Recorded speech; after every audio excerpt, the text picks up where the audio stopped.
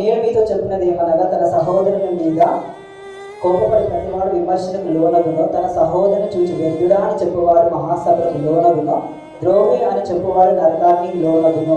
కావున బలిపీఠం వద్ద అర్పణం అర్పించుచుండగా నీ మీద నీ సహోదరునికి విరోధమైన కలదని అక్కడ నువ్వు జ్ఞాపకం వచ్చినాయి కదా, అక్కడ బలిపీఠం మొదట నీ అర్పణను విడిచిపెట్టి మొదట వెళ్ళి నీ సహోదరునితో సమాధాన పడము, అటు తర్వాత వచ్చి నీ అర్పణం అర్పించము అన్నాడు. ఇక్కడ కోపము అనేది ఒక పాపంతో ఉన్నదని పరిశుద్ధాత్మ దేవుడు బయలుపరుస్తున్నాడు. ఆత్మ ఫలము లేని ప్రేమ, సంతోషం, సమాధానం. శరీర కార్యములు కోపము, దుష్టత్వము, సకల విధములైనటువంటి పాపంతో కూడినది. ఇక్కడ కోపం అనేది సహోదరుని మీద కలిగింది, కానీ పరిశుద్ధాత్మ దేవుడు ఏం చెప్తున్నాడు, నీకు కోపము వాడి మీద వచ్చిన ఎడల ముందుగా నాతో సమాధాన పడడు కంటే ముందు వాడితో వెళ్ళి సమాధాన పడి అప్పుడు నీ అర్పణము నా దగ్గరికి తీసుకొని రా అంటున్నాడు. అంటే ఇక్కడ దేవుడు ఒక మెన్షన్ చేస్తున్నాడు, అంటే నీ పరిశుద్ధతను కోల్పోతున్నాడు. హల్లెలూయా.